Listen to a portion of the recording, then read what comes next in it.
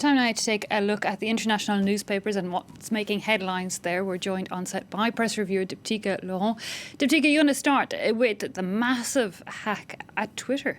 That's right. The scammers took over the accounts of many people, actually, and major companies as well, like Apple, Elon Musk, Barack Obama, Kanye West, but also Democratic presidential hopeful Joe Biden. And it duped people into sending tens of thousands of dollars.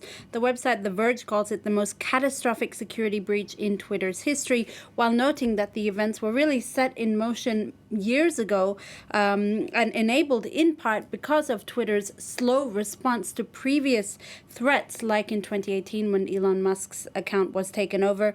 The writer for this article really condemning Twitter's, quote, ham-fisted response on Wednesday, and says the scam shows the striking potential of Twitter, whether it likes it or not, to, quote, incite real-world chaos through impersonation and fraud.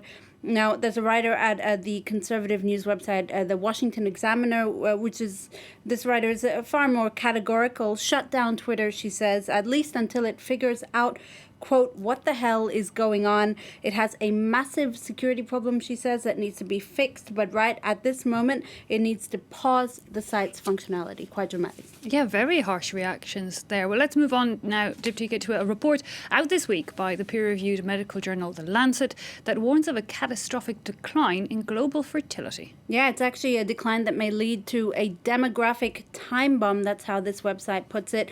This report really gives us a peek into what the next 80 years look like. 23 countries, including Japan and Italy, will see their population halved as women opt out of having babies or have far fewer than before. On the other hand, Nigeria could grow to 791 million people by 2100 and become the second most populous nation after India, which will overtake China at some point.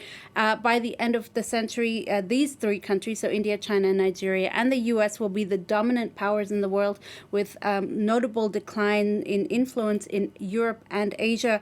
The editor-in-chief of the report says this is a truly new world that's facing us, and one that we must prepare for even as early as now. Interesting to think how things will change depending on where people are born. Let's move to the fashion world now, and the cover of Vanity Fair magazine has featured the work of a black photographer for the first time on its front page. It's hard to fathom, isn't it? It is. But in its 107-year history, Vanity Fair has never featured a black photographer until now, even though, it must be said, it has featured black celebrities before on its cover. Anyway, the photographer who took this picture is Dario Calmez. He shot Emmy, Oscar, and Tony Award winner Viola Davis for the upcoming July-August issue. It's quite a powerful front page, very topical, I guess you could say, and I love the fact that it's shot from behind. It's actually inspired by the 1863 photo, the scourged back, that of a man called Gordon who escaped slavery but whose back was scarred by repeated whippings.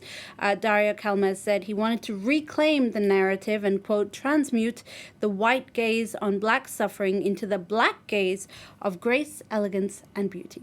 Indeed, and it does look very glamorous and beautiful as well.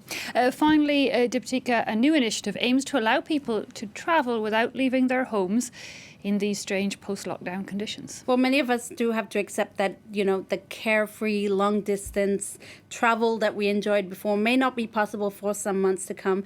Now, in its place, a new video project has allowed to basically can virtually transport you. It's called Window Swap. It was created by two advertising creatives based in Singapore, and the idea is you submit a short video from your balcony or your window, and we get to look at what you see every day. In fact, and die with jealousy, perhaps. There is a little bit. There's also a little bit of non-envy, depending on where you're living.